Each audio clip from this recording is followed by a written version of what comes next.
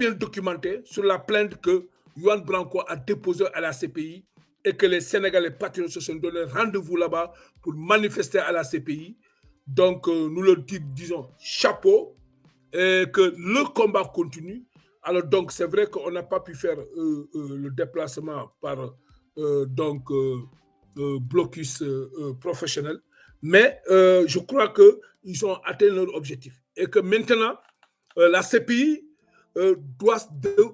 a le devoir, ok, de vérité, le devoir de prendre en main donc ce dossier et tout de suite de le diligenter pour que tout de suite les mandats d'arrêt internationaux puissent être délivrés et lancés pour tous ceux qui ont participé depuis 2021 dans leur projet d'assassinat de la jeunesse et du peuple sénégalais. C'est ça aujourd'hui la réponse que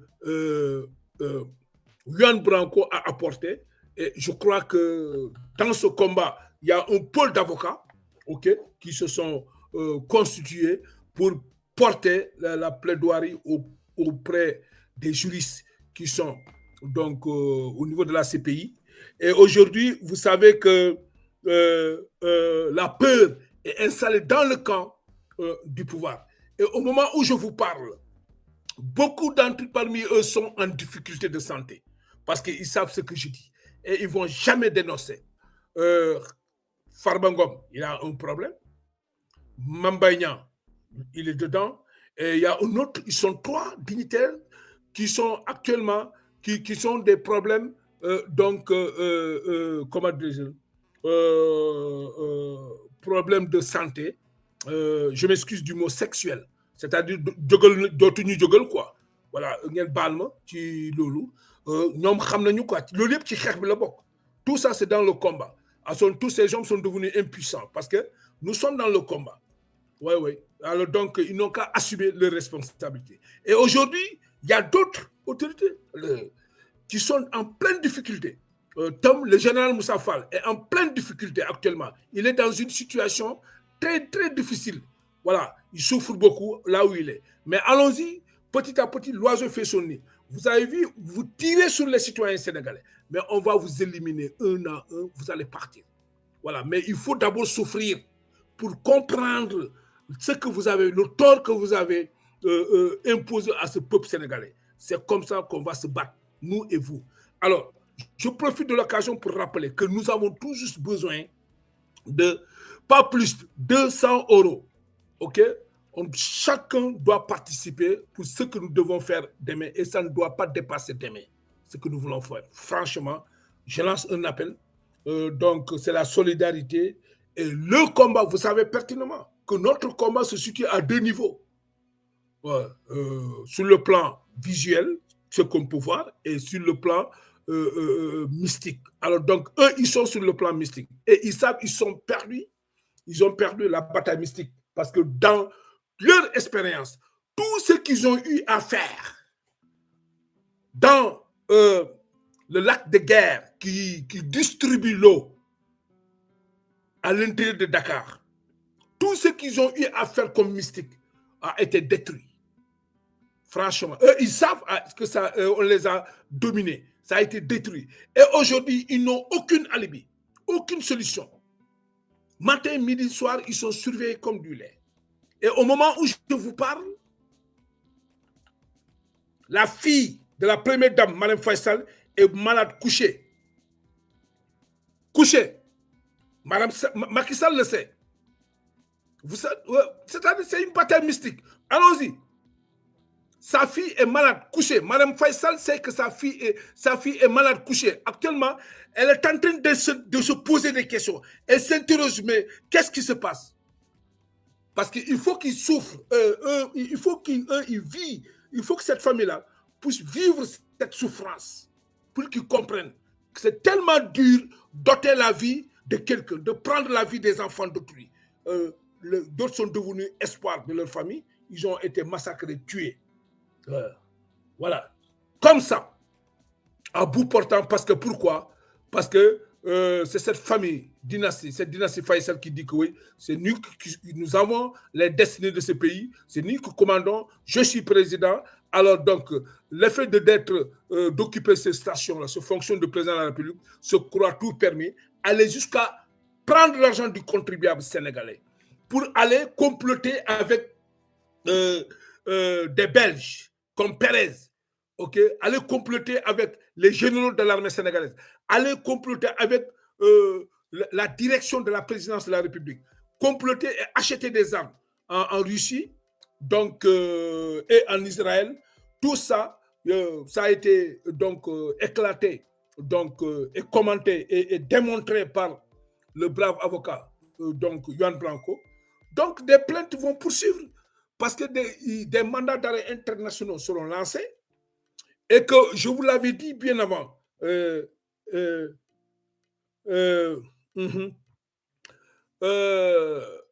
vous l'avais dit bien avant que ce document sorte que Général Moussa Fall, Sidiki Kaba, ministre des Forces armées, Ismaël Madior, ministre de la Justice, Antoine Diome et Seydou Bokariag n'oseront pas quitter le territoire sénégalais. Une fois qu'ils sortent le territoire sénégalais, ils seront arrêtés et emprisonnés. Ça, je l'avais dit bien avant que aujourd'hui Juan Blanco puisse tenir cette conférence de presse et dévoiler donc toute la documentation qui est en train d'être partagée dans les réseaux sociaux. Alors, ceci dit que nous suivons l'actualité de près. Nous savons ce qui se passe au Sénégal. Et dans la semaine prochaine, ils vont tenter d'arrêter le président Ousmane Sonko. C'est ce qu'ils ont décidé. Ouais, ils sont en train de murmurer, de planifier comment profiter de la Tabaski pour arrêter le président Ousmane Sonko. Actuellement, l'effectif a été augmenté. Ils sont autour de 10 000 hommes. Donc, ce n'est pas maintenant seulement la rue du président Ousmane Sonko qui est barricadée, mais toute la cité Gorgui est barricadée. Donc, c'est ça aujourd'hui ce que, désolé, le Sénégal. Alors, ceci dit, nous avons affaire à un banditisme d'État. Alors, donc, tous ces criminels qui ont participé dans l'assassinat, tous les recruteurs de nervures, tous ceux qui ont débloqué des financements, tous ceux qui ont installé les lignes de financement comme Pérez et autres consorts pour permettre l'achat et l'acheminement de ces conteneurs d'armes seront poursuivis, arrêtés, traqués et arrêtés, et jugés et emprisonnés. Donc, Macky Sall qui le cherche, il reculera. Nous ne reculerons pas et nous l'attendons parce qu'il n'a pas le courage de dire aux Sénégalais sur l'épilogue du 3e mandat, mais il a déclaré en France, indirectement. Nous l'attendons, les Sénégalais l'attendent à pied ferme. Nous l'attendons et qu'il sache que ce dossier-là, l'histoire de sa candidature à un 3e mandat, et l'histoire de vouloir écarter le président Ousmane Sonko pour que lui, qu'il puisse être candidat, ça sera une bombe atomique pour le Sénégal. Ça sera une bombe atomique pour le Sénégal. Et nous ne l'accepterons pas. Bien vrai que dans l'opposition, il y a certains barons de l'opposition qui sont calés, qui sont d'accord avec pour leur propre intérêt crypto-personnel, en l'occurrence Khalifa Ababakar Sall et Karim Wade du PDS. C'est leur problème, c'est leurs oignons. Oui, c'est leurs oignons. Mais ce qui est important aujourd'hui, c'est que le peuple sénégalais a pris sa responsabilité de prendre son destin en main. Mais cette jeunesse sénégalaise-là, toujours dynamique, qui constitue la lance de fer de la résistance, continuera à résister. Alors, ce qui s'est passé, les assassinats, les enlèvements, par ces nervures, par ces milices, accompagnés, appuyés par la police, la gendarmerie, d'autres nervures incorporés dans nos institutions uniquement pour tuer les Sénégalais. Alors, ça y est là, les images parlent. Il y a beaucoup d'images que Juan Branco a déposées au sein de la CPI. Je ne vois pas une porte échappatoire de Macky Sall et de ce régime. Tous ceux qui sont cités seront traqués et arrêtés. Ça, c'est sûr et certain. Et même à l'intérieur du Sénégal, ils seront arrêtés. Parce que justice sera faite. Alors donc, la meilleure chose, c'est que de comprendre qu'actuellement, dans ce monde-là, multipolaire, on ne lâche pas des imbéciles continuer à tuer leur peuple. Ça, c'est fini. Et personne ne peut nous empêcher de parler. Et le combat sera porté. Nous allons continuer à porter le combat de la communication pour démonter les mensonges et les complots de ce régime pourri, corrompu, en association de malfaiteurs avec certaines pontes de l'armée sénégalaise. Je vous avais dit, avec certains donc leaders, certains généraux de l'armée sénégalaise. Si vous savez que j'ai toujours combattu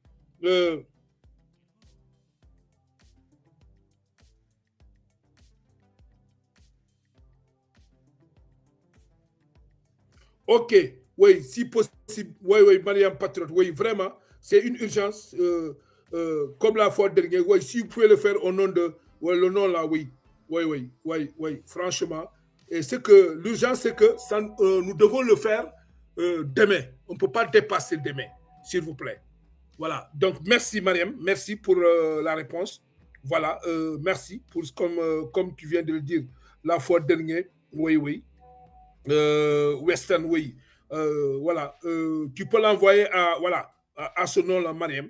Alors, donc, ce qui fait que demain, on pourra le retirer. Et si possible, même, tu peux le faire avec Ria, c'est bon, quoi.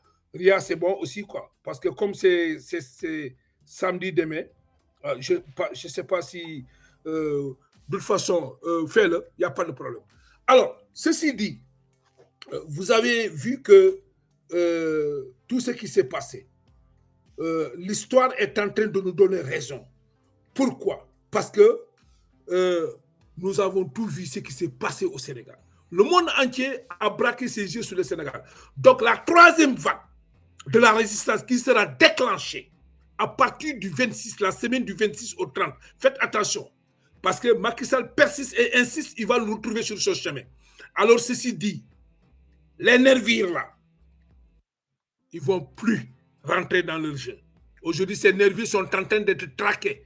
Les nervures utilisés par le régime là sont revenus pour les accuser. Aujourd'hui, eux, ils savent aujourd'hui. Ils ont la conscience qu'ils ont été sacrifiés par le régime de Macky Sall, utilisés et sacrifiés. Alors, donc, je ne pense pas qu'ils vont encore revenir pour faire le jeu de ces imbéciles. Ceci dit, la résistance continue.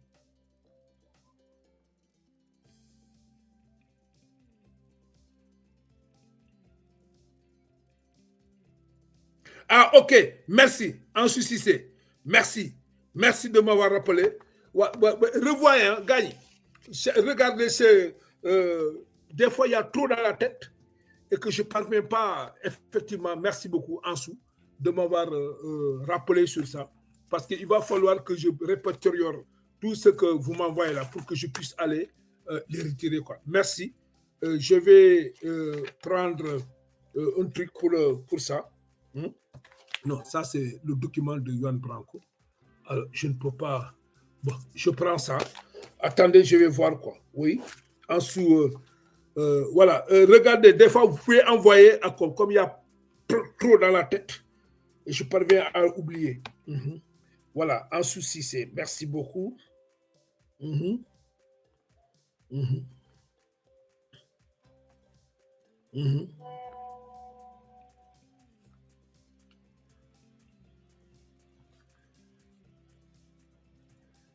Voilà, merci Ansou Cissé. Merci du message Ansou. Donc, voilà. Merci, merci Ansou, encore une fois. Voilà. Donc, ce que je voudrais dire, c'est que nous n'avons pas le droit de trahir. Nous n'avons pas de droit de baisser les bras. Et que ces nervures aujourd'hui ne peuvent pas encore revenir pour faire le sale boulot. Alors, ceci dit, nous avons de l'avantage, et que la police et la gendarmerie savent que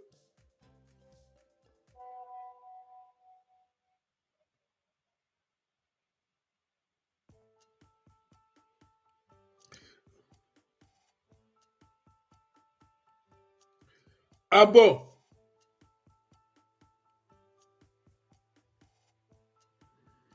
Donc c'est annulé en dessous.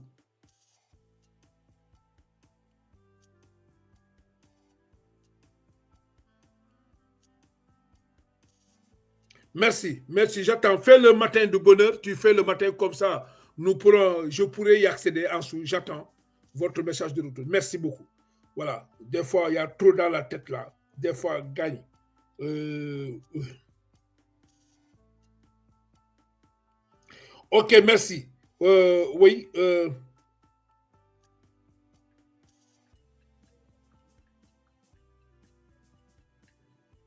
Oui, Mariam, oui, c'est bon. Western, oui, c'est bien. Voilà, merci, Mariam, c'est bon. Western, c'est bien. En souci, c'est oui, je reste à l'écoute, hein, parce qu'il y a une urgence là. Et nous devons nous organiser rapidement et que ça ne devrait pas passer demain. Alors, donc, c'est ça, c'est ce qu'on m'a dit. Alors, battons-nous, les patriotes. Alors, donc, comme d'habitude, comme je vous l'avais dit. Alors, donc, vous avez vu ce qui s'est passé donc, le chaos, c'est triste et c'est désolant parce que tout simplement, ceux qui sont censés, ceux qui sont censés nous sécuriser, c'est l'armée sénégalaise est devenue aujourd'hui complice d'assassinat des Sénégalais. Parce que tout simplement, il y a un arriviste, un accidenté de l'histoire politique, un assoiffé de pouvoir, quelqu'un qui a la gourmandise du pouvoir, un criminel, un incapable qui est Macky Sall, qui a détruit toutes les valeurs et nos institutions parce que tout simplement, c'est un incompétent. Et là, il est parvenu à diviser le Sénégal. Alors, tout ce qu'il a trouvé sur place comme valeur a été détruite par ce régime, et en l'occurrence Macky Sall. L'ethnisation de l'administration, nous l'avons dénoncé ici. L'ethnisation de nos institutions, de nos forces de défense et de sécurité, nous l'avons dénoncé ici. Tous ceux qui occupent des postes au niveau de la justice et qui ont des dossiers sales, qui ont des réputations qui sont sales, alors donc ont été nommés uniquement pour faire le sale boulot de la justice, détruire la justice complètement et faire baisser les pantalons de la justice au service de ce dictateur criminel qui protège sa famille et tue les enfants d'autrui. C'est ça le Sénégal aujourd'hui. Mais il n'est pas seul dans ce projet.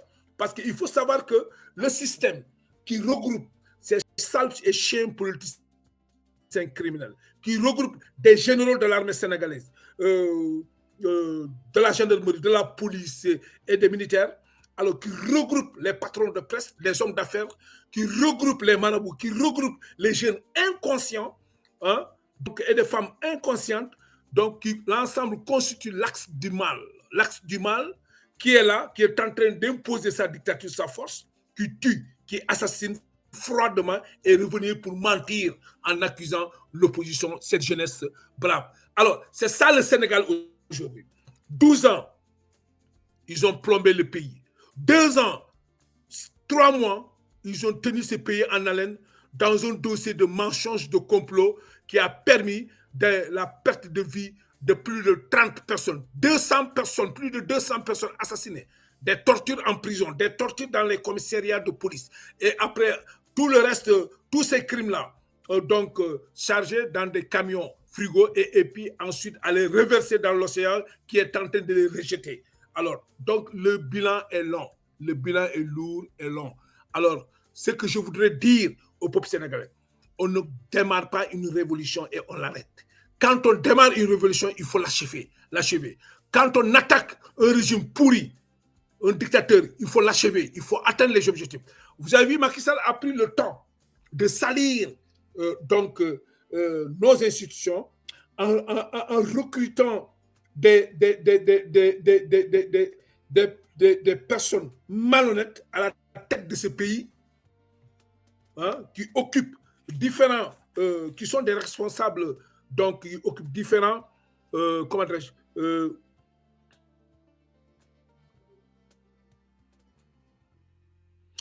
différentes responsabilités, alors pour qu'ils puissent mettre leur projet d'assassinat. Aujourd'hui, vous comprenez l'inquiétude. Et pourquoi la conférence de presse de tous ces ministres menteurs criminels. Antoine Diom, ok, Babacar Ba qui finance, qui paye les nerviers.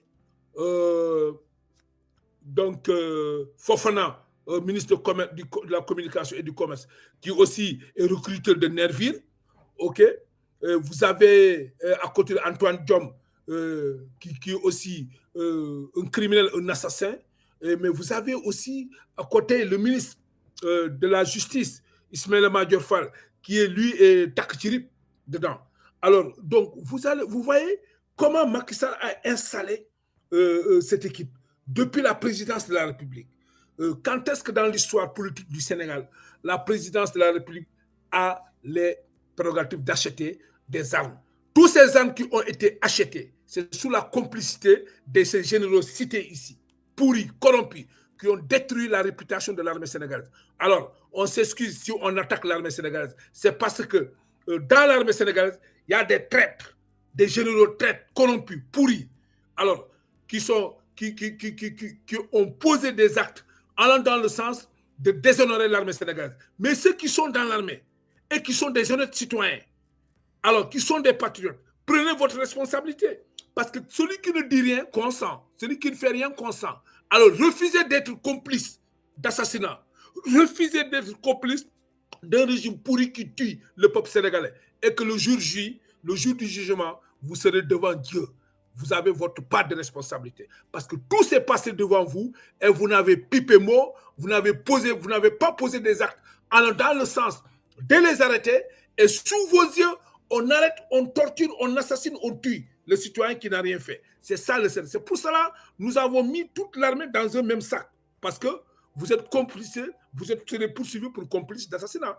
C'est la même chose. Ce n'est pas parce que monsieur est général qu'il a les prérogatives, pense qu'il a le droit d'imposer l'injustice, la malhonnêteté. Ce n'est pas presque monsieur est président qu'il a le droit d'imposer la justice, la malhonnêteté. Non, non, non, non, non, non, non.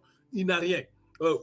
Vos droits s'arrêtent là où commencent les droits des autres. C'est comme ça. Moi, mes droits s'arrêtent là où commencent les droits des autres. Donc,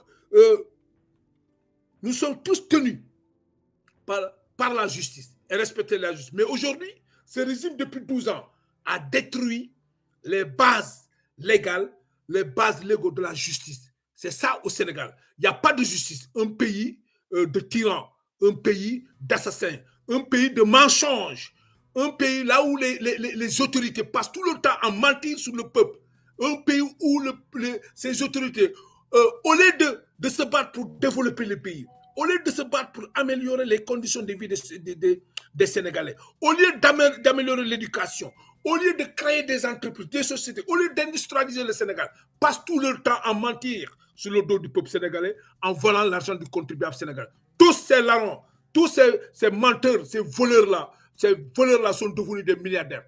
Le papa est milliardaire, la maman est milliardaire, le fils, la fille est milliardaire, l'oncle est milliardaire.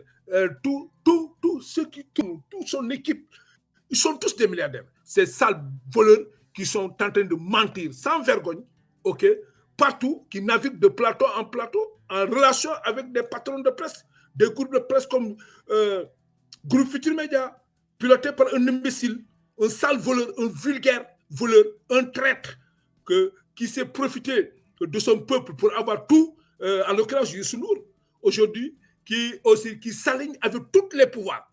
Alors, il est là. C'est-à-dire, c'est ça l'exemple. Normalement, les yeux des Sénégalais devaient être ouverts depuis. Parce que Youssou Ndour, qui passe tout son temps à collaborer du côté du pouvoir. Oui. Allô, oui. Oui.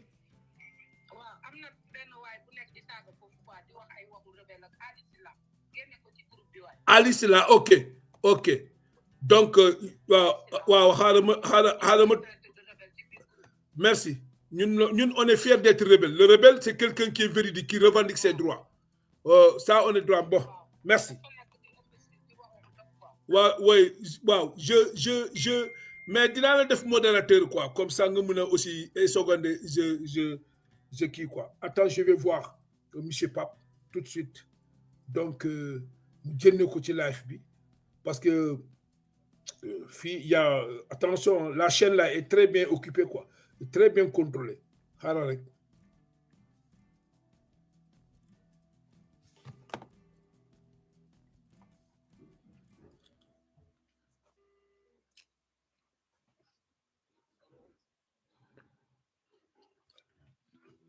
Pape, ça va, Nangadef? Wow. Ça va, Yangi Office. Voilà, ok. Ali, c'est là. Bannir ko définitivement ci panel bi. Ali, c'est là. D'accord. Wow. Wow. Bannir ko complètement. D'accord, c'est bon. Merci, ok. Alors, vous avez vu, c'est une déception. Au moment où les pays, comme le Burkina, est géré par un jeune de 30 ans, 33 ans, Ibrahima Traoré, le capitaine Ibrahima Traoré, est en train de hisser son pays au plus haut niveau. Le capitaine Ibrahima du Burkina Faso est en train d'organiser son pays, d'organiser la résistance contre ces déstabilisateurs de la France, à renvoyer la France, à renvoyer toutes les chaînes propagandistes de la France. Il a pris la responsabilité en main pour faire le Burkina, pour amener le Burkina au plus haut niveau, pour lui faire partir des concerts des nations. Alors, il veut hisser, sinon dépasser la France. Hein. Vous avez Assimi Koïta, vous avez Paul Kagame, vous avez le Centrafrique. Tous ces présidents-là sont en train de se battre pour faire face à l'envahisseur, pour libérer leur peuple, la souveraineté. Pendant ce temps, nous, le Sénégal, ceux qui gèrent ce pays malhonnêtement, cette équipe accidentelle, tous des hypocrites, des arrivistes, toujours au service de l'Occident, jamais au service de leur peuple, sont en train d'abîmer le pays, d'enfoncer le pays, de vider la substance de ce pays et donner les ressources à la France. C'est ce qui fait aujourd'hui la rencontre aujourd'hui en France. Vous avez vu Macron, RFI et autres là qui parlent du gaz sénégalais parce qu'il faut soutenir le Sénégal, il faut aider le Sénégal, nous allons investir au Sénégal parce qu'en retour, il y a du gaz. C'est ça Macron a dit. Alors c'est pour ça, tous ces tueries-là, la France a fermé sa grande gueule, sa sale gueule. Voilà, fermé sa sale gueule. Donc c'est ça. Alors, en comprenant le contexte du géopolitique sous-régional et mondial, donc nous sommes tous interpellés. Même ceux qui sont là, dans APR, savent en âme et conscience que le pays a basculé et le chemin emprunté par le pays, par ce régime-là, ne mènera pas le Sénégal dans l'avant, ne permettra pas au Sénégal de se développer, mais va permettre au Sénégal de perdre toutes ses ressources naturelles. Il a vandalisé l'océan Atlantique et il nous parle de notre Tchéboudienne en souffrance. Vous avez vu, tout ce qui est 750 millions de tonnes de fer, légués aux Turcs comme ça, avec appui à la fin. Alors, tout, par exemple, le zircon, tout, 27 puits de pétrole, les gars. Une jeunesse, 70% est jeune. Alors aujourd'hui, l'avenir de ce pays-là est en train d'être saccagé. Mais il y a ceux qui sont avec Macky Sall qui le savent. Mais parce qu'ils sont là et ils font la courbette pour leurs propres intérêts. C'est tous des lèche-culs parce que c'est l'argent. Comment est-ce que des vieillards là comme Moustapha Niasse et consorts là, ces vipères-là, tous ces vipères-là qui sont là, prêts à aller se reposer dans leur tombe là, puissent prendre et vouloir discuter, dialoguer pour l'avenir de la jeunesse sénégalaise. Mais c'est malhonnête.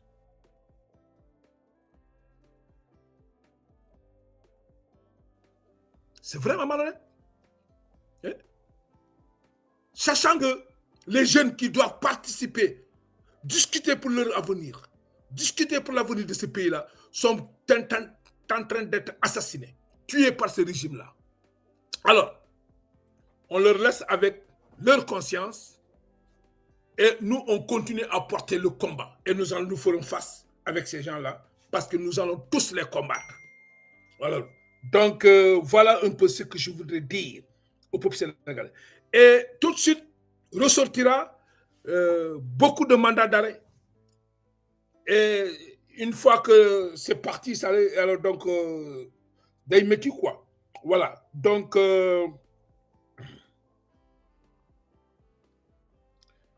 ok. Alors donc, voilà un peu ce que je voudrais dire.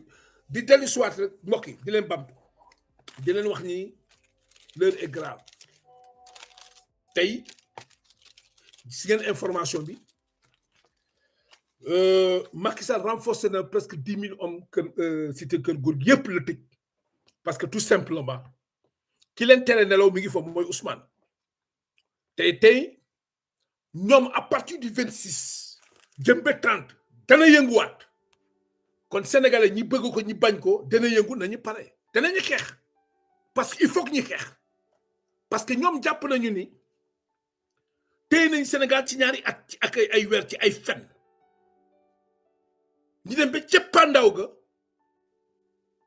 dëgg feeñ moom mi yore justice yore ay magistrat ay ak ay juge ñi taxaw wax ne viol ba ñuy toppee Ousmane ak menace de mort boo xam ne avec arme bii tax 2021 15 personnes dee tey lu ëpp presque 200 personnes ñoo dee ñeneen ñi ñi rey ñoo ñëpp ci ay fen mu nekk défaite ci ñoom léegi amul leneen lu ñuy def ñu naan corruption de jeunesse mu nekk lu doy waar li nga xam ne tubaab bi sax dañ leen ci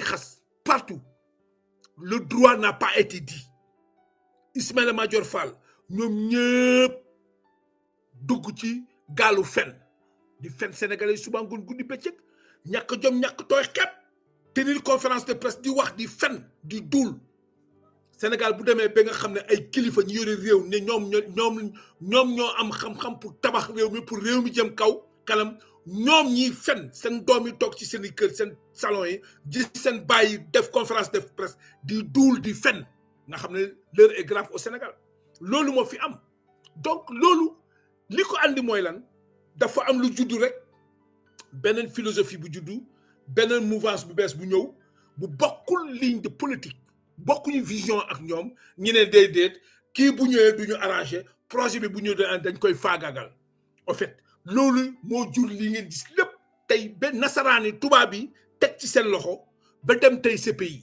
tey gis ngeen li jënn ci CPI bi ñuy wax fii ay forces de défense et de sécurité bi may attaqué fii ces généraux corrompus ñi nga xam ne bokk nañ ci biir armée waaye ñoom ñoo jaay armée Sénégal ñoom ñooy yàq valeur armée Sénégal ñoom ñoo jël suñu armée bi cakate ko jël suñu police ak suñu gendarmerie cakate ko yàq réputation armée Sénégal ba ma koy wax fi am na ñu bëri ñu ma naan non il faut laisser l'armée Sénégal tranquille mais tey l'histoire m'a donné raison rapport bi jënn gaañ rapport bi jënn dafa doy waar rapport bi nga xam ne tëgg nañ ko mu jënn dafa yéeme doy waar boo gisee rapport bi da ngay xam ne wax dëgg yàlla sénégalais am na lu leen métti am na ñu mbetteel boo xam ne mënuñu ko wax fen dafa jéggi dayoo te dafa doy waar kenn mënu ci wax kenn ay gendarme ay policier ay ñëpp a ngi ci biir rey tey ñi ngi rey sénégalais ngir lan ngir intérêt France ñi ngi rey sénégalais ngir lan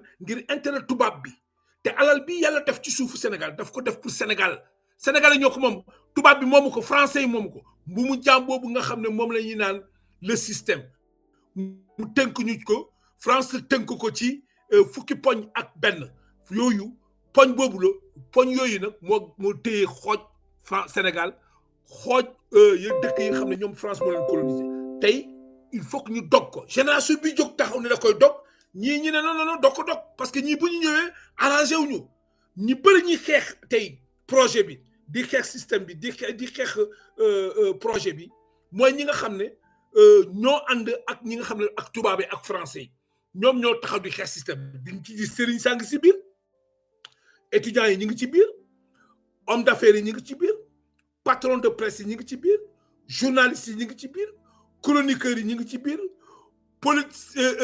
politiciens yi ñu ngi ci biir responsable police ñu ngi ci biir responsable gendarmerie ñu ngi ci biir responsable militaire yi ñu ngi ci biir loolu yëpp même ay médecins loolu yëpp moo composé ñi nga xam ne ñooñu tey ñoom ñoo téye Sénégal ànd ak ñoom former seen club assassin criminel di rey Sénégalais pour intérêt tubaab bi ñoom pour xeex pour bëgg-bëgg tubaab bi donc tubaab bi mën a teg alal Sénégal ñu continuer di ñu nekk jàmm di ñuy soppi ay jàmm donc loolu ñooñu ñoo nekk di xeex ak ñi xeexal ñi nga xam ne ànduñu ci politique boobu ànduñu ci bokkuñu gis-gis donc combat bi foofu la nekk may wax sénégalais Macky Sall yokk na sécurité bi ay sécurité bi ci cité góor gi daf ko la xas wër ko comme jaan semaine bi ñu dugg si à partir du 26 ba 30 dana yëngu kon patriote yi bëgg ngeen ko bëggu leen ko dinañu xeex parce que Macky Sall ñoom lu mu bëgg mooy ñoom dañuy bëgg a téye Ousmane même bu dee dañ koy téye une semaine après ñu bàyyi ko mais seen objectif mooy dañ ko bëgg a teg loxo def ko lu ñu koy def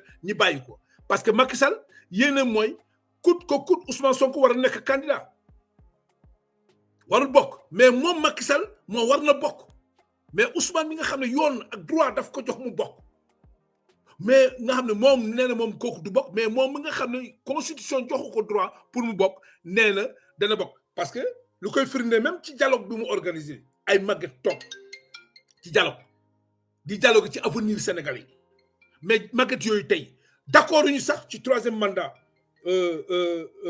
waa Zal may ma daaneel nga duggul may ma daaneel tey même trois màgget yooyu ñi nga xam ne seen tànk mi ngi ci bàmmeel ñoom jeexal nañu ñooñu ñooy toog di wax ëllëgu Sénégal ak ëllëgu ndawu Sénégal yi mag yooyu ñooy toog di fen gëmbal doo réel ñi ràññee ci nag politiciens yi nga xam ne dañ ñoo gëmloo Sénégalais ni ñoom ci yeewi askan bi la ñuy bokk ñoom ñooy yeewi askan bi dëkk ñoom ñoo gën a noot askan bi Khalifa Sall ci la bokk Barthélemy Dias ci la bokk pour ne citer que cela Karim Wade moom mi ngi fële wàllu waaye ñoom wàllu ñoom ñëpp gis nañ seen taxawaay ñoom ñëpp deewoon nañu tey ñoom ñëpp ka ñu bëgg a faagaagal kooku la yàlla may kattan gannaaw yàlla ko yonent bi ci barke kooku la ñu langaamu ba am ay député ñoom ñëpp sukkeeku parce que Macky Sall reyoon na leen donc tey lii moo fi am ma bëgg Sénégalais xam ne xeex bi mu ngi yëg ci niveau boo xam ne moom Macky Sall tey fu mu toog ak ñu mu àndal ñoom ñëpp seen taat yaa ngi tëgg tàmm te xam nañu ni fu ñu jëm nii plainte bu par bu jollee CPI lañu jëm ana seen activiste yëpp nekk ci réseaux sociaux yi di fen suba ngoon di xoteeku les Gadiaga Maty Trois Pommes Californie ay tous ces gens là ñi nekk di fen ñoom ñëpp tey bu ñu nekkoon ay gor dañuy tëj seen gat mais amuñu benn jom bés bu nekk ñu téegal seen ndey bés bu nekk ñu toroxal leen ci réseaux sociaux yi mais amuñu jom alors sénégalais fii bëgg a xeex bañ xeex ñi dellu si di ñëw ci li nga xam ne ñoom la Macky Sall jël dënk leen mbir mi wax dëgg yàlla mu nekk benn naqar bu métti ay kilifa armée bi kilifa l'armée bi waaw tey le général chef d'état-major des forces armées Cissé mu ngi ci biir deal bi ñu bëree mu ngi ci biir deal bi ah ñu ngi ci biir général boobu mu ngi ci biir deal bi xam nga fii laa waxoon armée fii gars yi ñi mën a non xam nga général Mbaye Cissé mi ngi ci biir deal bi c'est boo ñëwee yaa Mahamad John ñu bëree ñu naa leen liiral tey ñi nga xam ne ñoom ñoo nekk ci deal bi ñoom ñoo rey nit ñi ñoom nga xam ne dossier bi seen loxo dugg nañ ci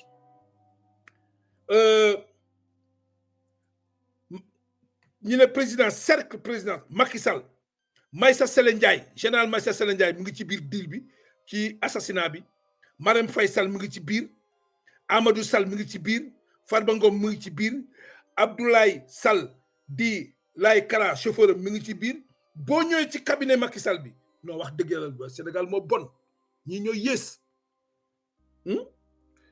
Mohamed John Mahmoud Saleh Abdoulaye Daouda Diallo général Joseph Mamadou Diop mi ngi ci biir chef d'état-major particulier du 22 octobre 2020 au 6 novembre 2022 mi ngi ci biir le général Mbaye Cissé chef d'état-major des forces armées actuelles mi ngi ci projet assassinat du peuple sénégalais ñoom ñëpp complice lañu général Omar Wade mi ngi ci biir assassinat la Yoro Dia coordonnateur de la communication de la présidence mi ngi ci biir le colonel Malick El Hadji Malick Gueye mi ngi ci biir dossier bi moom itamit ci assassin yi ci criminel la bokk waa complot du régime Wandi Fat Dramé conseiller spécial moom tamit mu ngi ci assassin la criminel la ma nga ci biir nga ñëw ci Oumar Xuma moom tamit mu ngi ci biir boo ñëwee ci gouvernement bi catastrophique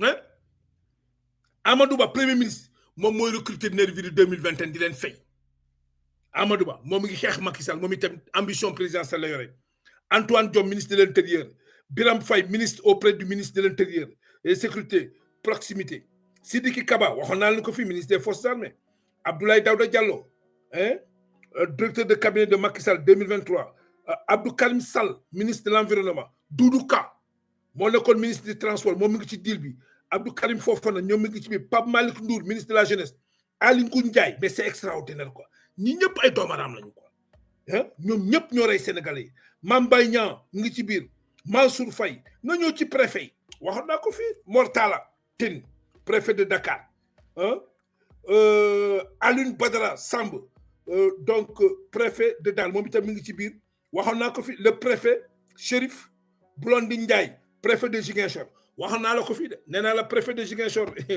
barke Salatul Fat yaa ngi ci biir de di nga ci dugg de préfet de Ziguinchor waxoon naa la ko fii gouverneur yi ok Dakar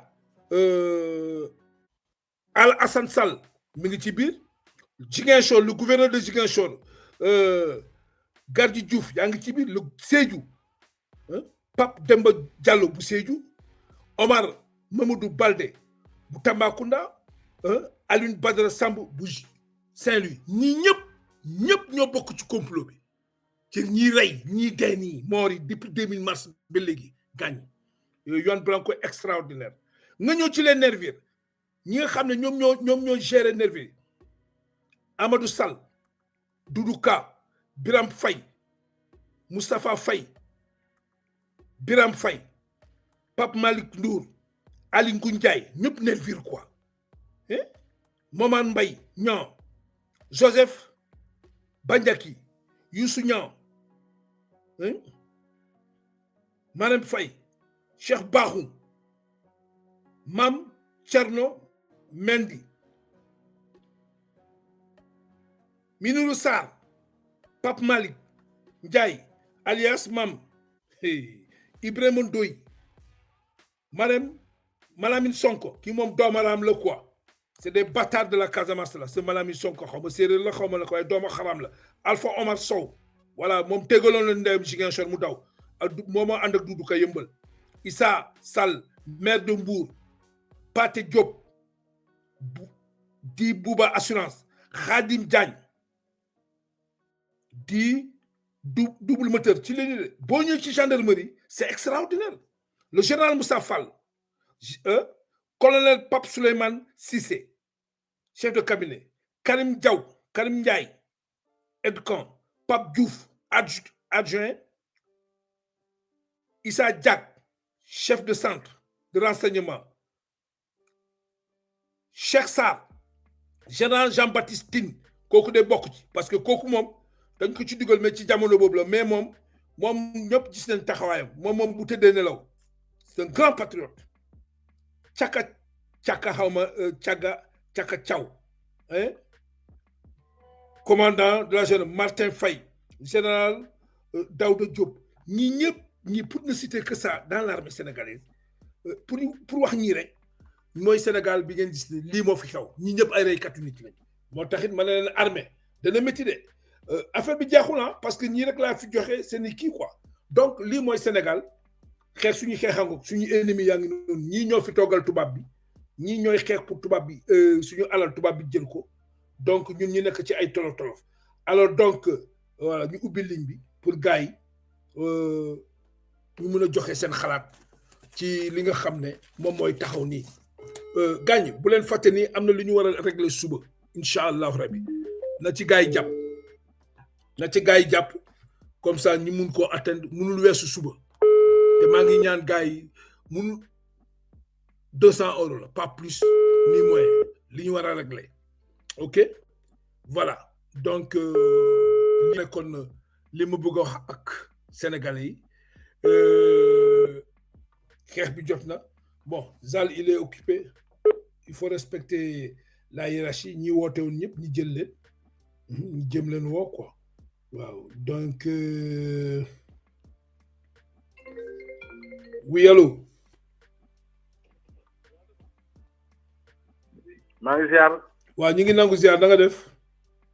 alhamdulilah maa ngi jéegul dama nekkoon ci xaal bi moo tax. waaw waaw ok jaajëf. dëgg la. mais grand. waaw. yow kenn amul sa fay. parce que ku la yàgg seetaan man yàlla dafa def presque mën naa ne bientôt 3 ans wa ngi 2 ans yi moom te mais bientôt 3 ans wa ngi maa ngi lay seetaan. 3 ans. mais dafa am loo xamante ne du tey nga ko yàgg wax. affaire armée bii nii ngay wax ni du tey nga ko yàgg wax. waay mais c'est que dafa am loo xam ne man dama ko seetlu mooy comme lu ñu daloon ci daaw affaire Khalifa Sall bi. da ngay wax patriote di naan armée bi buñ ko ci dugal armée bi dafa nekk armée boo xam ne armée républicain la mais affaire bi du loolu Macky Sall tout le temps ñoom dañ ñuy nax. même xeex bii nii xeexu juin bii nii lu tax ñu génnee armée bi xam ne Sénégal yi émission la ñuy demee. waaw léegi dañuy génnee armée bi comme quoi que ne armée bi ci ñun la nekk. waaw ñoom ñoo far. te fekk affaire bi du loolu. mais armée bi Sidiki Kaba mooy seen ministre.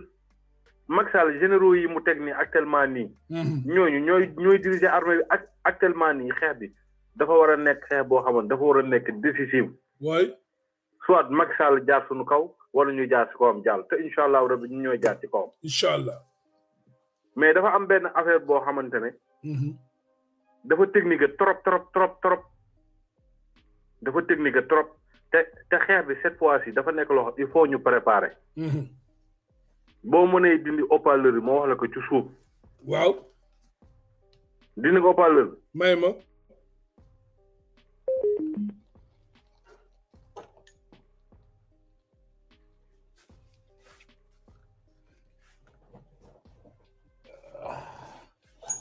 oui yow.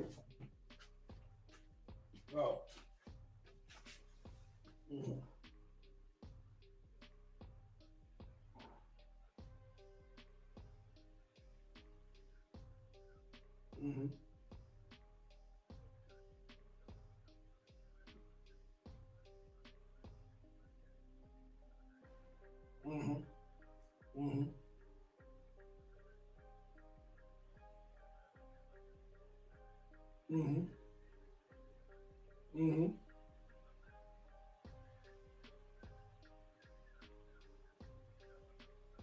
waaw.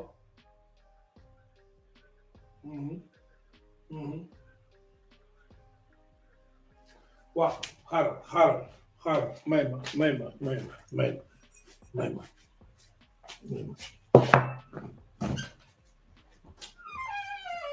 waaw dama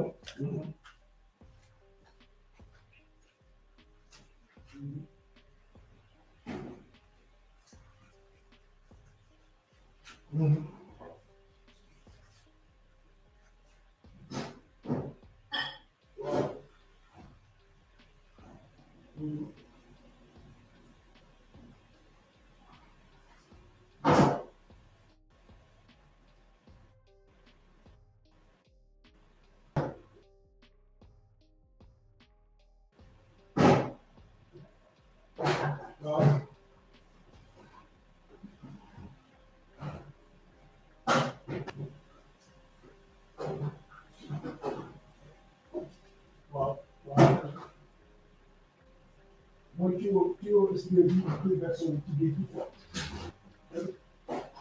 donc bis ban côté ci ban bopp.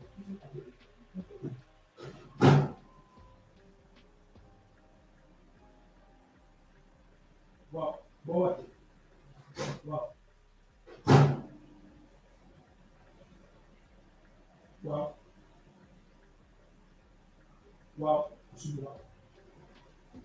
waaw. d'accord ok d'accord donc fu mu ne nii léegi internet bi ci nawet donc fu mu ne nii kii d'évacuation la foofu booy yi mën nañ fa garder seen cocktail la mën nañ fa defal seen cocktail di denc ko waaw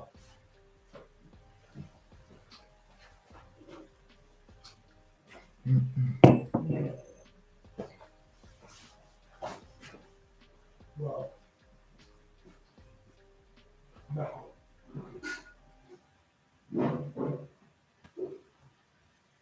D'accord. D'accord.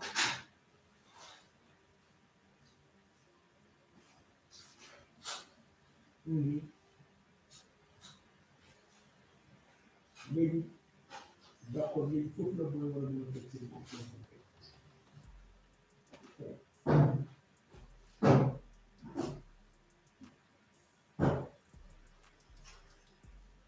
waaw booy dañu mel ni nekk ci biir entraînement ci tefes bi rek benn tefes bi léegi dox ci tefes waaw waaw waaw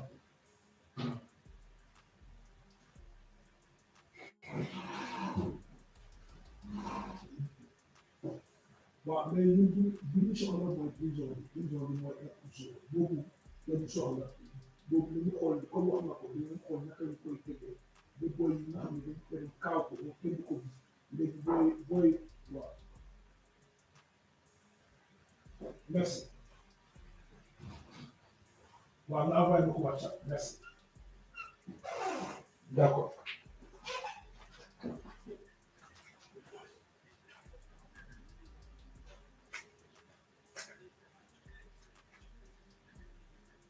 D'accord, ok. D'accord.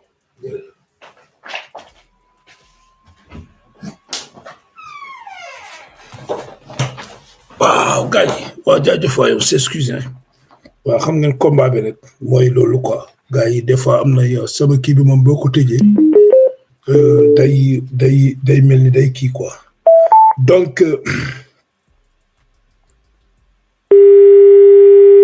waaw ok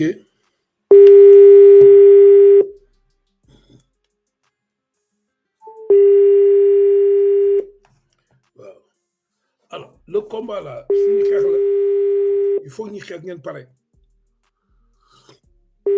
parce que bëgg xeex bañ xeex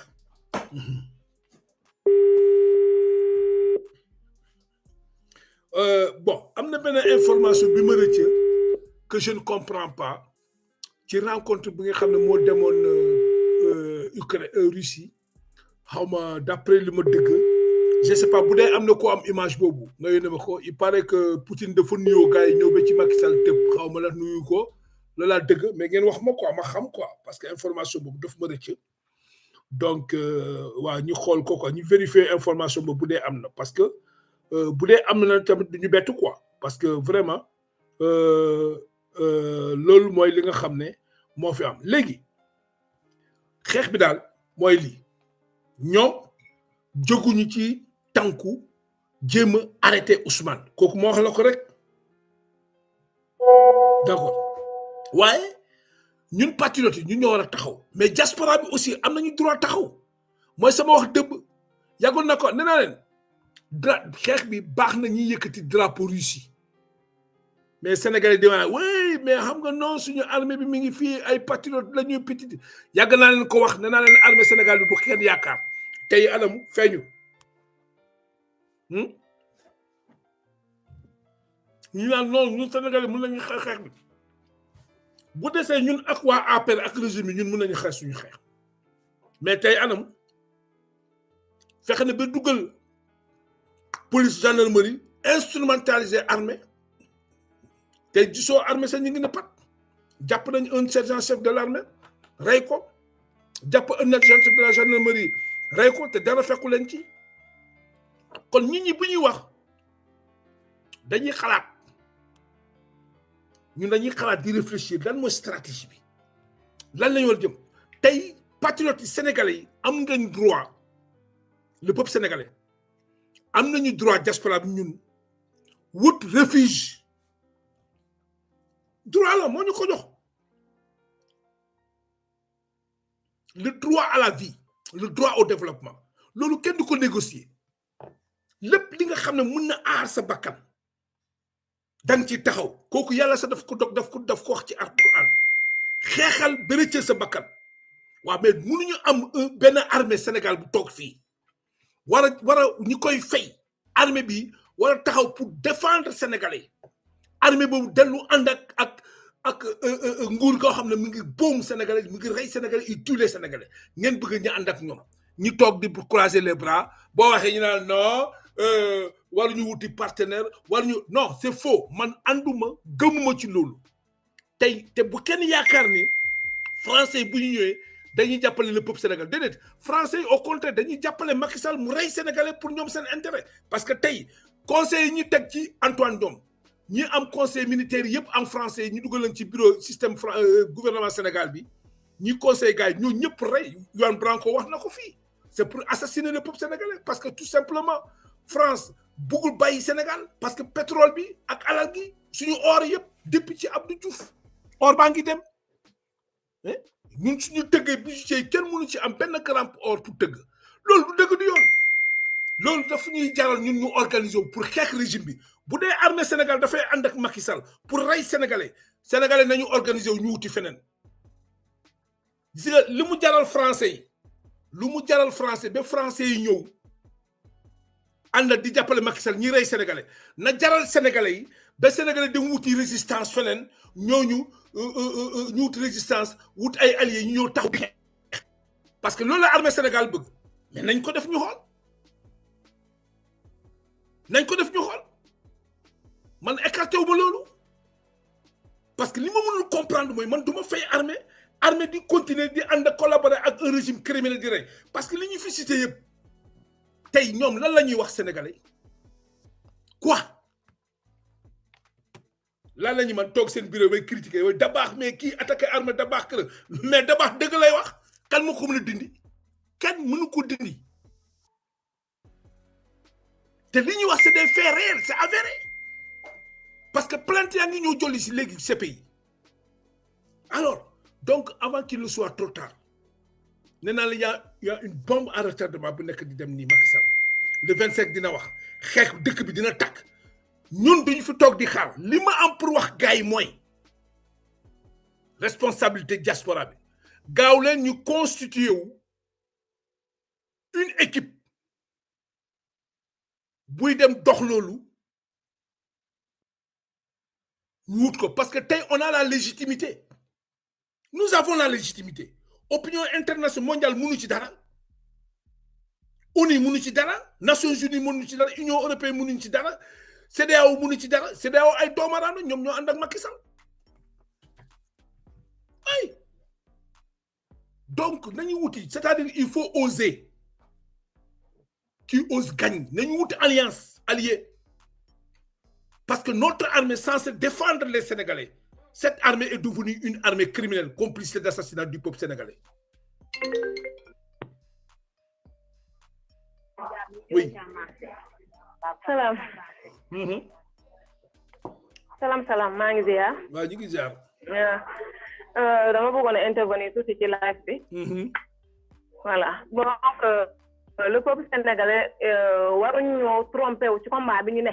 waruñu trompé wu benn yoon. amuñu soutien amuñu benn soutien lu ju suñu bopp.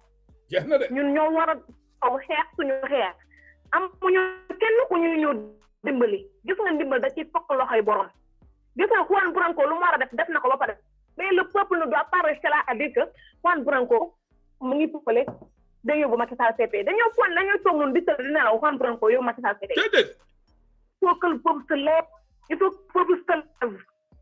waaw. il faut que le peuple se lève parce que du lekk ak law ak ay exclus lañu il faut oser dire la sont des waaw il faut ñu wax leen am kon ay armée bu responsable dañuy jóg nekk à côté de la population pour combattre de criminels qui est en train de tuer les populations des enfants de rien du tout ñu leen rey armée toog di xoole c'est quoi ça c'est quoi ce problème c'est quoi ce bordel dans ce pays là mais c'est grave wala F24 wala la ñu waxoon fii et dans F24 il y a beaucoup de narcissistes yu fa nekk mais ñun liggante ñu gis nga F24 ñoom ñoo xam ak seen marché bu weex blanc su yoon nekku ci quoi ñun li ma am pour wax Sénégal nañu yeewu quoi parce que F24 moo kase ñoom ñoo kase suñu révolution bi waaw voilà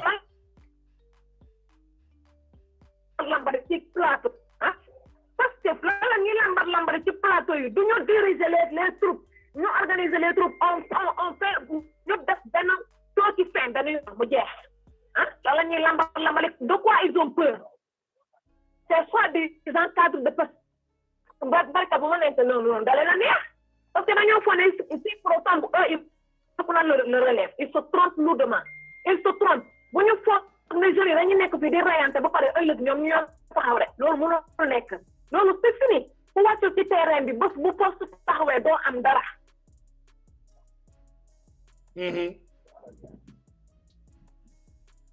Ça devient des vrais bordel. Et pour la population sénégalaise ñu jël seen responsabilité pour ñu jël seen responsabilité nekkuñu ci ay fo parce que waa ji moom lu muy wax da koy jëfee ñun nag ñoo war a jóg ñu woon ko ne ko fii suñu fi bàyyi muus su fi naanee ñeex on en a marre de ce régime mais il faut ñu def acte il faut ñu jóg il faut qu'il y ait un soulèvement populaire les gens sont fatigués les gens ne mangent pas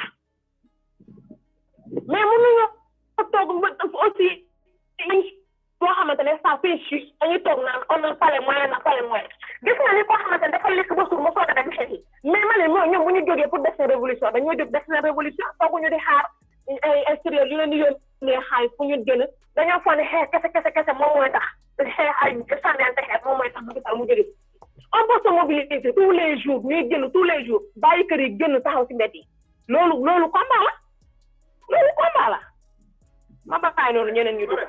ok merci donc fi mu ne nii Juan Branco def na liggéeyam mais sénégalais ñoo ci des parce que il faut que action am liggéey Juan Branco dafa war a ànd ak action dafa war a combiner ak action sur le terrain boo gisee état bi manifestation yi mu arrêté ko parce que dafa ragal xam na ni position bu mu am mu ngi ci position faiblesse Macky Sall ñoom xam ne manifestation mooy daanu la régime bi daanu la troisième vague bi lay bañ mu am te troisième vague bi dafa war a am te xeex bi dafa war a nekk dans tous les régions fukki région ak ñeenti moo war a yëngu parce que foofu lañ toll lii dafa leer nañ ni France moo nekk ci ginnaaw parce que ay conseil ay France yebal ay ndaw ñu dugg ci suñu gouvernement bi di xelal ñooñu naka la ñuy def fan la ñuy jaar yan pexe la ñu war a def pour rey sénégalais loolu yëpp feeñ na fi Juan Branco wax na ko ndimbal da ca fekk loxo borom xeex bi dañ ko war a jóg te bàyyi laayam bi toog di expliquer naan way déclic non y a pas de déclic li fi am yëpp am na fii cette fuite de responsabilité waruñu ko nangu parce que tey ils sont en mauvaise posture le régime là dañuy wax ni rek sóob mais lii nga xam ne dañ leen téye la main dans le sac bal du fi tàkk barke salatul fati parce que Macky Sall fu mu la nii xam na bu baax lu koy xaar ñoom ñëpp xam nañu bu baax lu leen xaar parce que xam nga ñoom dañu foogoon ni affaire bi ay wax rek la mais tey gis nañu di concret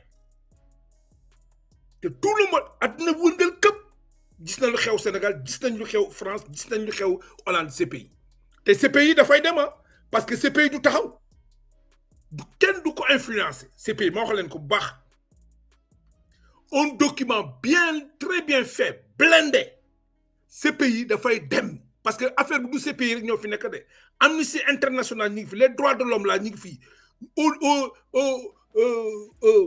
section droits de l'homme de l'ONU ñi ngi ci biir ñooñu ñëpp bokk nañ ci xeex bi donc CPI mënul arrière par force dafay jënale mandat d'arrêt donc ñun Sénégal ñun actuellement population bi ñu ngi ci ñoo téye affaire bi suñu loxo waaw warul sedd dañu war a déclencher xeex bi continuer comme ni ñu ko tegee stratégie nag xeex nag tey ñoom ñëpp ñu ngi daw riir wu ci cité góor gi Dakar yeneen point y a problème d'effectif nañu préparer suñu cocktail Molotov parce que ku jël fetel di tirer ci sénégalais kon sénégalais bi am nga droit wut cocktail Molotov ñun amuñu ay fetel mais cocktail Molotov la ñuy jël waaw stratégie boobu la ñuy jël cible yi ñu war a attaquer duñ ko wax fi gars yi déedéet duñ ko wax gars yi te duñ ko wax ci WhatsApp duñ ko wax ci Telegram lañ koy wax pour muy leer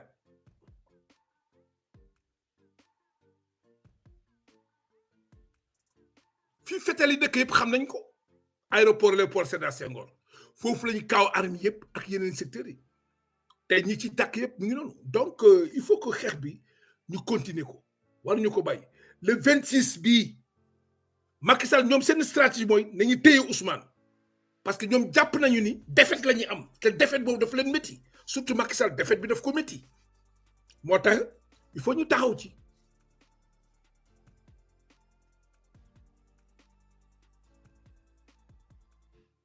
waaw ñi ngi wàcce ay armes ci port Dakar armes ñi ngi wàcce oto yi de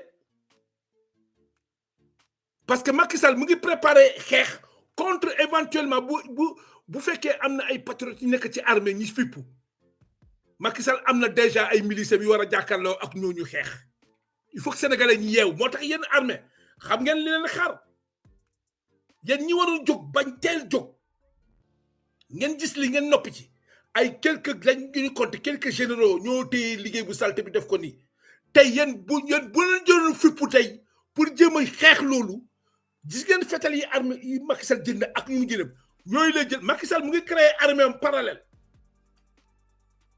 Macky Sall mu ngi créer une armée de la dynastie Faysal Macky Sall est en train de créer une armée de la dynastie Faysal pas une armée républicaine pour faire face à l'armée sénégalaise les patriotes mais faites attention li ma leen yàggoon a wax yépp ngeen bañ ko yéen a ngi ci teg seen bët foofu lañ jëm moo tax askanu Sénégal mooy ñàkk rek donc le peuple sénégalais la ñuy rey léegi peuple sénégalais boobu mais nañu wuti wàllu Poutine mais c'est très bien pour on a toutes les alibis pour dem wuti Poutine Wagner dafa war a dugg si du France pétrole bi moo tax mu dugg si ak gaz bi léegi ñun Wagner Poutine pétrole bi ak gaz bi mooy tax mu dugg si waaw loolu la France parce que la France c'est à cause du pétrole et du gaz que la France a envoyé ses conseils, que la France a donné des conseils avec ses autorités pour qu'ils tuent les Sénégalais, pour que la France puisse mettre les mains sur notre gaz et notre pétrole et continuer à nous exploiter. Alors nous aussi, nous allons interpeller la Russie. Il va venir comme ça, il va mettre la main sur le gaz et le pétrole. C'est tout. 1 + 1 = 2. Et ça mérite des démarches. Et ça, c'est le diaspora qui doit le faire. Nous avons toutes les alibis pour ça. Et l'opinion internationale, personne ne peut nous contrer à le faire. Parce qu'ils ont vu tout ce qui se passe au Sénégal. L'ONU n'aura pas d'alibi. Une Union africaine n'aura pas d'alibi. La CEDEAO n'aura pas d'alibi. L'UMOA n'aura pas d'alibi. Partout. Alors, c'est aux Sénégalais d'aller chercher refuge quelque part. Moi, c'est ce que je dis et que c'est ce que je dis. Je continuerai à dire. Parce qu'il faut qu'on se défende. Ceux qui sont censés protéger le Sénégal, c'est eux aujourd'hui, ceux qui constituent le dernier refuge du peuple sénégalais, qui est l'armée sénégalaise, qui est devenue aujourd'hui complice d'assassinats. Alors, maintenant, dites-moi, où est-ce que le peuple va se refuser? Où? Dans le ciel? Sous la terre? Dans les arbres? Non. Nous allons aussi faire des démarches à la Russie. Seul gaz. Oui. Parlez avec la Russie. Parlez, le peuple a le droit de se protéger. Ça est dans le Coran. Que les gens nous disent, oui, insurrection, c'est faux. Ils ont fait plus qu'insurrection. Eux, ils tuent, ils assassinent. Alors, vous croyez que nous allons continuer à laisser ces gens-là nous tuer comme des chiens pour permettre à la France de mettre la main sur nos ressources? Ah non. C'est-à-dire aussi, nous allons trouver des partenaires aussi, comme la Russie, qui sont prêts à s'engager. Comme ça aussi, on va rediscuter aussi. Eux aussi, ils auront des intérêts, le gaz et le pétrole. C'est ça, comme la France. Parce que c'est à cause du gaz et du pétrole que la France conseille les Sénégalais tuer, appuyer la France, appuyer le Sénégal, ces régimes pourris-là, assassiner le peuple sénégalais. Alors, nous, on va chercher aussi refuge en Russie. Poutine, nous avons plus de pétrole. Nous avons une très bonne quantité de gaz. Alors, le peuple a besoin de ton aide en échange avec nos ressources-là. c'est comme ça. Allô. Grand Daba. Waaw. Da nga def. Sant. Daba. Waaw. Déglu ma. Waaw. Ji nga généraux Sénégal yi yëpp am nañ ay kër fii France. Waaw. Xoolal ñoom ñëpp am nañ fii France yi. Waaw. yi da leen aller xaw ma luñ koy wooyee. ñoom ñëpp am nañ. ñoom dañuy toog à France ak gouvernement Sénégal ñu expliqué leen moo tax ñu def lii nii di. ñoom ñëpp am ay kër généraux yëpp ngay Sénégal am nañ kër fii France aller bi xaw ma nu mu tudd. Waaw. wutal aller bi. yow kon ñooñu nu ñu mën a àndal ak population bi. kon du ñu leer na de. suñu weddi suñu man xam naa lu mu ne man du ma gaaw a wax ci kii nii rek man xoolal ñoom aller bi yëpp France laa lay wax nii ñoom même depuis ab réunion di dañu am seen part di gâteau di benn kii nu cité la cité ñoom ñëpp am. xoolal ma lii rek. ñooñu sonal nit ñi gars yi dañu war a xeex taxaleen mais xeex bi foo ñu wut ndimbal jàmbaar. yow doo gis da nga jàppoon ni dañu war a wut ndimbal. ndimbal. ñun ndimbal mais xam nga pour ñu légitime li nga wax ni Russie pour ñu légitime ñun il faut ñu nangu suñu nguur gi ba pare ñu liggéey ak ñi. waaw mais lu ma la wax nii lu dañ de. waaw d'accord mais ci contexte bi ñu nekk nii. armée ànd ak moom ak régime bi ñuy rey sénégalais yi. ONU gis ko Union africaine gis ko Union européenne gis ko CEDEAO gis ko UMOA gis ko dëkk yëpp gis ko lépp mu nekk flagrant. Daba. Daba. oui. Daba. oui. Daba déglu ma. di nga am benn boy bu la woo moo la benn Daba. Daba dam la ne ay Union européenne yi ngay gis nii yëpp ñu ci ginnaaw Macky Sall. waaw dégg dañu bëgg éliminer Poutine. pour jël gaz Sénégal pour ñu éliminer mu déglu ma de. oui dañuy war. yi nga gaal bu nekk fële seen ñii ne xaw ma booru Saint-Louis boobu noonu. tib bi day jaar Mauritanie. waaw mu dugg Maroc. yow su duggee Maroc yeggul kii Espagne. egg na Espagne Europe alimenté wu. yow pipeline c'est fini yow Poutine dañ koy rek. problème bi yëpp loolu la. généraux yi ngay gis ni population yi xeex ba dee nangu seen lépp teg ko seen loxo moom a banta. mais. grand li nga wax noonu. grand man loolu am pour wax man maa ngi nelaw. waaw ne loolu ok bonne nuit. boo yeewoo yema. mais lu ma la wax nii. boo yeewoo yema lu ma la wax nii. wax nga dëgg boo yeewoo yema quoi mais li ma leen wax nii du dañ de wallahi li yëpp waxoon naa leen ko fi gars yi di bañ tey alum l'histoire baa doon raison. généraux yi généraux yi. ma yokkal la. xam nga booy war nañu jël RTS. waaw. keroog mooy juin booy war nañ ko nangu de. waaw manifestation. waaw. mais booy dañoo dem ba généraux yi kii militaires yi taxaw foofu seen kanam ñu taxaw seen kanam plan de l'indépendance pour lan.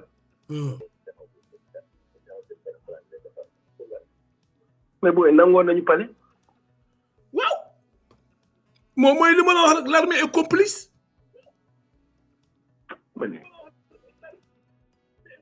yow en tant que yow d'abord da nga war a xam ñu ne arme buy dem pour maintenir la paix ay kër mu ñëw ba nga xam ne y' a problème. waaw kon léegi nag. fu nekk day dem la paix kër du ñu demati de. ñoom mission bi duñu ko amati de. de la côté nga dégg na mission dans le monde c' est fini. bu Mali bu jeexee décembre. c' est fini de xam nga fu ñuy dem. wala pour wala grand jàmm ak jàmm. ok jàmm ak jàmm mais daal man hypothèse boobu daal écarté wu ma ko quoi parce que il faut que waaw délégation bu dëgër kay dox ko parce que fa ñu jëm nii sampul kër lu leer ni mi di la fa ñu jëm nii sampul kër am sampul kër donc loolu la quoi alors donc ku jamantak ñobe des saful ja di ko wamme jaay tenta Juan Branco, au moment où on a ces pays, c'est plein de tout ne déposer ça. Ouais, tu as oublié que circuler du Facebook et tout réseau. Mais on a ça na juk. Ti e budget en konye budget ku Sénégal ak Macky Sall. Ti kaynari bolé. Bari ni piopé erego maté armée Sénégal oué. c'est une armée complice. Jat mani sankerenya supprimer la sos bokawalo. Ko be nom supprimer la sos be jo. Macky Sall jat o mo mana pare ci jora nga sola. Tikere ba jat ku ke kan manje ko ne ko ku jawt ku report di Macky Sall wala lay kanay na on a baj armée yola. C'est-à-dire Macky Sall on baka jumen armée yola yanu ko une armée de la dynastie Faisal. Bi ku manji fo. Jat fu naka fa la wala tatif. Fouti ka fali piomé régulé fof fouti ngulari. Omu presque maintenant renforcer les sécurités à Cité Gorgui. Parce que l'eau qu'on a no canania, pan bolide, bien annonce nous paraît. Du paraît annonce nous paraît parce que quand on a collé NSB qu'on est esofo, qu'on va du tout alibi sauf Ousmane. Koku que les justiciers, le koku que les wana le boulot, balé jat. Justice yole e popos Ousmane 7 barul uri France kon di bulu Macky Sall kulul mak woto mbi annonce no magni man djoum jak à partir du 26 diawbe le 30 pa boli de ou djoumuta jak rek ke tek se pankukan mbi annonce no magni fo jujuk manan lay jaay les Sénégalais à rebord du 7 du Boucan Kanou Manje contre intérêt le Kep Kodedjo. Et au retour du Pio Kassankenak. Et Regorek, Anna Abadirit. Anna la tirit face ma fola. Anna Legano. Anna tirit face ma fola. Anna Legano Abetirit di Mayola. Bale Casamance fujuma fujuma fanu waronu juma fanu man fonu waronu juma manu poya ñi lawme manu poya ku ñi la kola burom rino de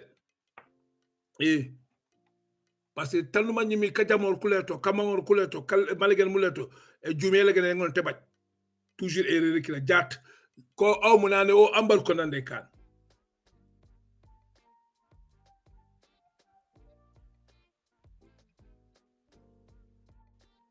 bare annonce la ko jaar ndu wonon jak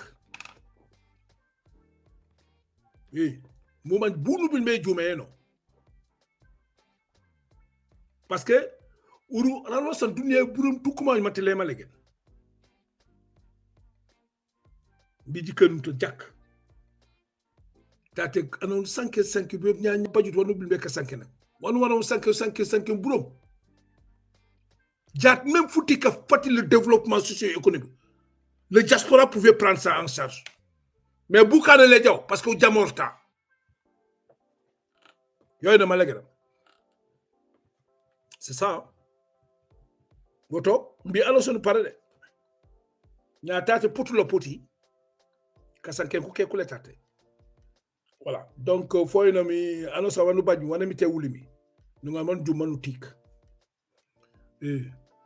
J'ai dit que le document est circulé des généraux de l'armée sénégalaise, tout complices.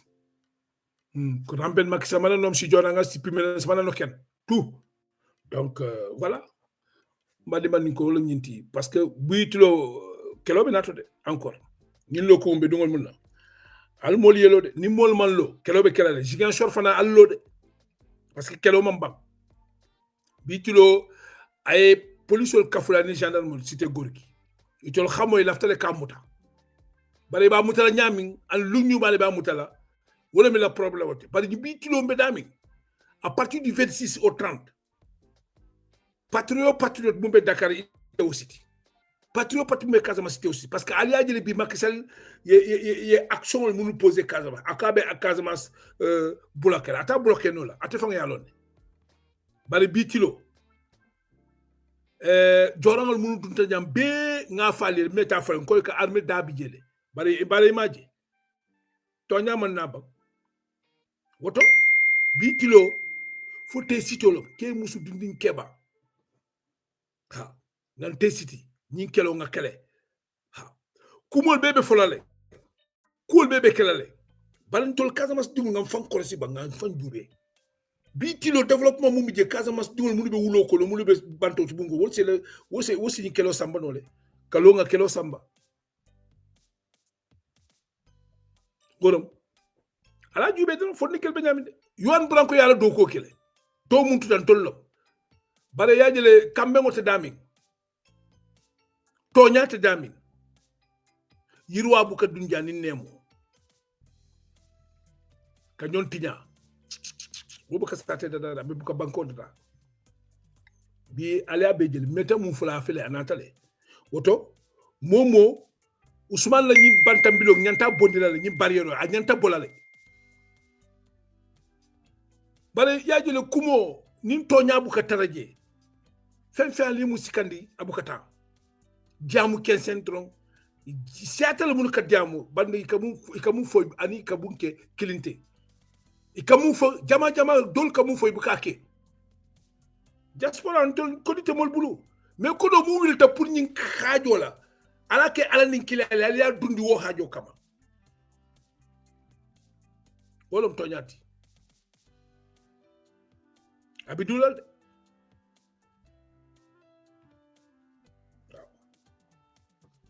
wolom na ñin jaamu kacati bi voilà di leen xamal ni li ma leen doon wax ci début bi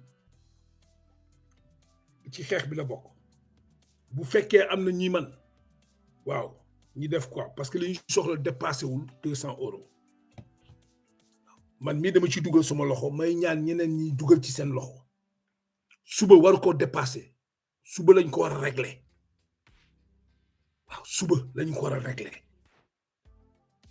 du dépasser 200 euros du wàññeeku 200 euros waaw man dama ci dugal sama loxo keneen dugal ci sa loxo képp ku nga xam ne bëgg nga ci dugal te yàlla tax ngir yàlla ak yonent bi nga dugal ci sa loxo parce que xeex bi tamit loolu la laaj quoi waaw xeex bi loolu la de xeex bi loolu la laaj il faut ñu xeex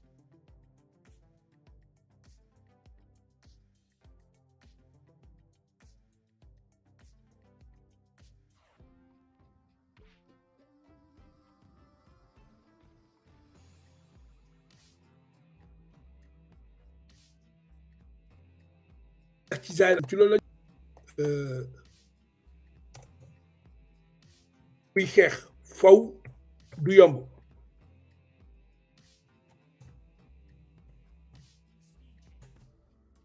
waaw kuy xeex il faut nga gànnaayu te munoo xeex ak régime ak ba nga xam ne moom mu ngi jël sa xaalis dem di ko jënde ay bagages sam fële di dugal ay armam di xeex donc lii laa amoon li nga xam ne ma wax ko gars yi pour ngeen xam li xew actuellement 10 000 hommes police gendarme ñi ngi cité góor gi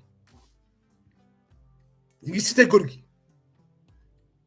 parce que jàpp na ni manifestation yi le 25 parce que il faut ñu dajji barrières yi loolu tiital na leen mais ñoom manifestation am parce que xam ne bés bu manifestation amee 3e vague bi day décoller loolu mooy seen jafe-jafe léegi Ousmane ñu ngi ko barricadé ñi ngi jëm tabaski jox na lépp Sénégal te la muy dund nii moom ak njabootam bëgg Sénégal jëm kanam ba Sénégal bu nekk fa nga nekk sa wërsëg fekk la fa moo ko teg yóbbee lii waaye mu ànd ci ak ñi mu yaakaar ne ñooñu dinañ ko mën a dañ ay nit yi am maanaa ak ñooñu dañuy sàmm seen kàddu mel ni ñoom Khalifa Sall ñoom Barthélémy Dias ak ñeneen ñi mais tey fa mu toog Ousmane bu toogee dana xam léegi ñan ñooy ànd ak moom ak ñan ñoo ànd même ci biir Pastef sax ci boppam yàgg nañ ko wax fii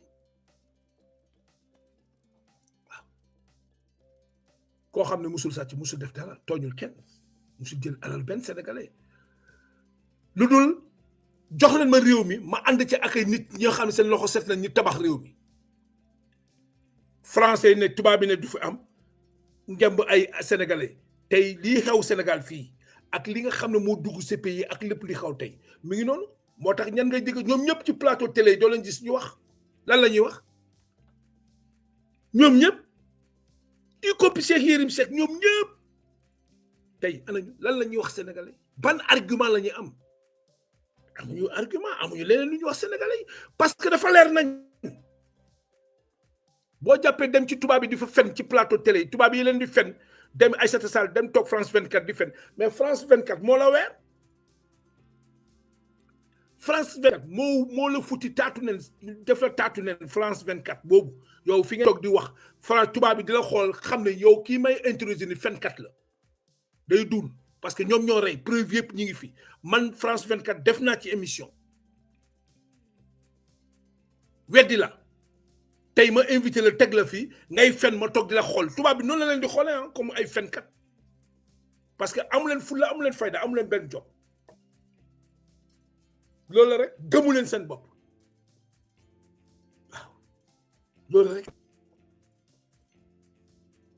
tubaab bi da lay xool mu gën la xeeb parce que moom mii ngay waxal moom xam na da ngay fen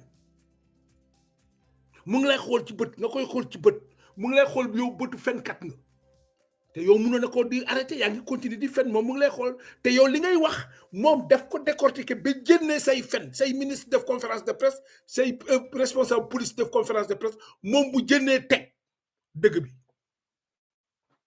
le kooku noo koy mën a convaincre fooy jaar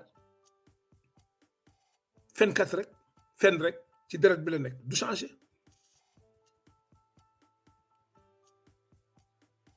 fen rek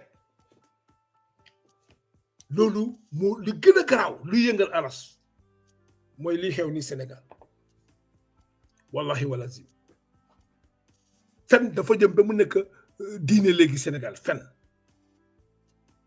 ñëppay fen kilifa yëpp station bi c'est-à-dire réew mi moom banqaasi réew mi ña fa nekk non mais c'est extraordinaire palais ba ci bon mais lii xew Sénégal dafa garaaw ay d'accord donc li may wax gars yi mooy képp ku ma intéressé rek ngeen woo ma quoi voilà ñu xool naka lañ koy taxawee te yàlla tax donc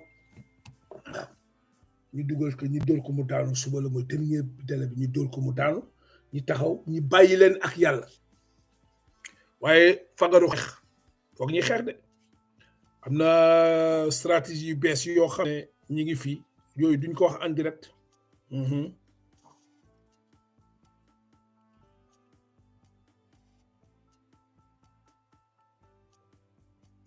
waaw mais PayPal bi ma am kooku c'est professionnel PayPal bi ma yore c'est professionnel bugguma ko boolee ak combat bi quoi soxna si Fatoumata Zahra dama ne PayPal bu ma am c'est professionnel kooku bugguma ko boolee ak lii est-ce que tu comprends voilà yo am naa PayPal mais c'est professionnel duma ko boolee ak lii quoi combat bi quoi ku mën mu def ria quoi waaw wala Western c'est pareil quoi mais PayPal bi c'est professionnel ça mu kooku mënoo ko boole ak combat bi quoi je suis désolé quoi waaw je suis désolé quoi franchement ko nit moom da ngay wax dëgg quoi mënta ne yor naa PayPal mais du ma ko dugal ci combat bi ça c'est mon job personnel quoi waaw sama entreprise moo ko moom c'est personnel du ma ko dugal ci du ma ci dem di ci dugal li nga xam ne moom la gars yi di dugal pour xeex bi quoi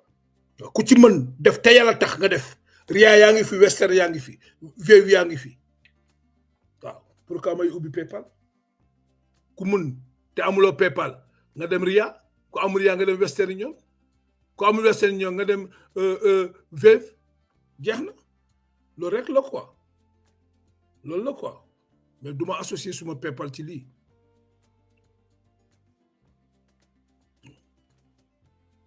loolu la quoi ok donc egsi nañu ci fin émission bi def nañu presque 2 heures de temps yi na mat 6 minutes moo ci des di wax gars yi xeex bi ñun ñoo ko war a déclencher Juan Branco def na lu mu man moom ak avocat yi def nañ lu ñu man seen liggéey nañu eggali dem déposer ko CPI tey patriote yi dem manifester fa Sénégalais dem jàppale ko mu déposer ko la jaanam wàcce na waaye dina continuer liggéey waaye ñun nag liggéey da ci ndimbal da ci fekk loxoy borom ñun ñoo war a jóg taxaw aussi xeex waaw warul am relax de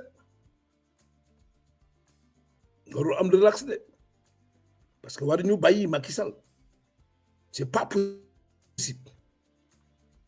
parce que Macky Sall dafa jàpp ni Sénégal alalam la quoi par force moo dina imposer wu nekk candidat bokk par force continue di fi toog dégg ngeen lu mu wax candidat la te day gagné 2024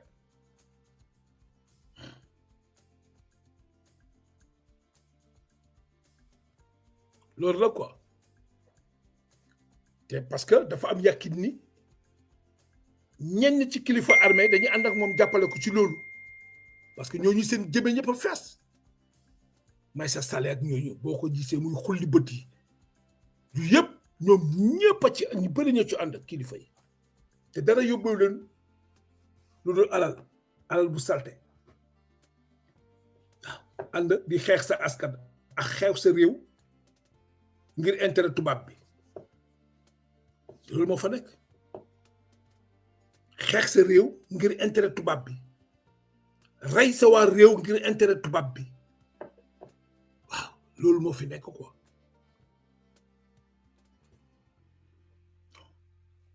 nit ku nekk la da ngay ñaan yàlla boo dee dem sa bàmmel nga yóbbaale lu baax nga mun a noppalu mais bakkan yi ñu rey nii ñooñu texe dañu de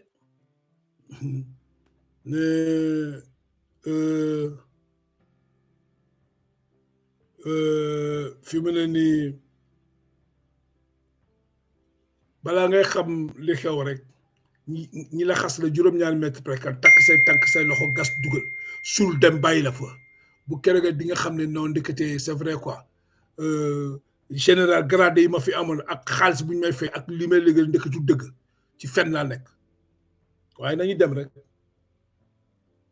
dem rek Sénégalais yi nañu góorgóorlu rek waaw lii daal mooy li nga xam ne moom lañ doon di wax leen di leen ñaanal jàmm di ko sàkku ci yéen donc 2 heures de temps yi mat na nañu continuer xeex bi te bàyyi xel tabaski bi su ma doon yéen képp ku nekk Ndakaaru yónneel sa tabaski mu dem ñu toog xeex loolu moo fi am de waaw parce que ñoom ci tànk boobu lañu taxaw parce que lii gàcc la gàcc ci ñoom ba léegi dañuy am gàcc défaite la c'est-à-dire booy bi dafa leen duma quoi dafa leen duma ñoom ñëpp tey waaw lañ ko doon toppee dara amu ci ñu dem di langaamu leneen inventé ñëw teg loolu yëpp gàcc boobu moo leen di rey te nag boo leen jullee ngeen ñaanal Juan Branco ñoom mystiquement ñu ngi koy song mais duñ ko mënal dara waaw incha allah duñ ko mënal dara waaye nag képp ku julli borom ñi yàlla may borom kursi ngeen tëju ñaanal projet bi rek ñaanal plainte yi jënn CPI mu gaaw mbir mi jënn sarax yi ñu xool jënne ko mu gën a gaaw waaw noonu la rek xeex bi ci baatin la ak zaahir rek bu leen kenn nax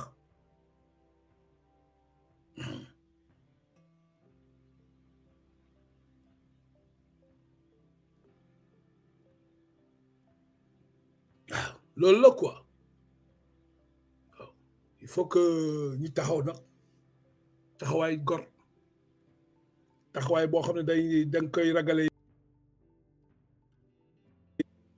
moo gën te ku ci nekk yëkkati sa kàddu nga wax ci dafa am solo de trop ci réew mi waaw dafa am solo ci réew mi réew bu feebaree waa réew mi ñooy taxaw waaw mais ñii ni ñu gisee Sénégal muy demee nii ak ñii kàngam yi nekk ci armée ne ànd ak Macky Sall nii teg Sénégalais yi coono di rey rek bakkan di rey rek pour doon dañuy sàcc alal bi sax ñu am ci baax na mais dañuy rey Sénégalais yi man loolu mooy sama problème assassinat bi ñuy rey te ñoom ñi ànd ci waaw kooku doo ko jox cër doo ko jox respect voilà 2 heures temps yi mat na ñu ngi sant leen gërëm dina ñaanal guddi jàmm yeewu jàmm voilà donc li ma doon wax ni bantuwaat ko suba lañ ko war a def waru weesu suba lépp ci xeex bi la parce que xeex bi ci zaahir la ak baatin képp ku mun a def te yàlla tax rek nga def waaw képp ku mun a def te yàlla tax nga def sa suñu kenn nag mais nag globalement du ko weesu 200 € la point barre